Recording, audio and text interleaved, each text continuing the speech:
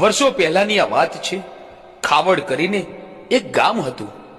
આ ગામમાં કાલિયો કાપડી નામનો ઉગતા પોરની મેલડીનો ભૂવો રહેતો હતો।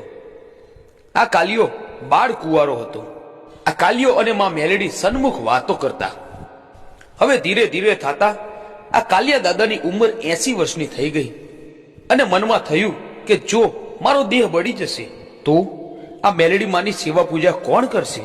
આવો વિચાર કરી એ તો માની ચુંદડી અને ત્રિશુલ લઈ હાલી નીકળ્યા અને થયું કે કોઈ સારો સેવક મળી જાય તો મારી ઉગતાની મેલડી ધૂણવા આપી દઉં।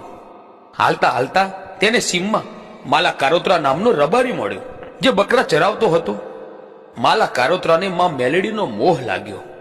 તે બોલ્યો, હે કાલિયા દાદા, મને તમારી મેલડી ધૂણવા આપો। હું જીવીશ ને ત્યાં સુધી તેમની સેવા પૂજા કરીશ।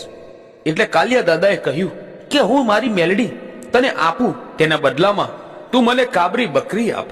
એટલે માલો બોલ્યો, ભલે દાદા, લઈ જાઓ।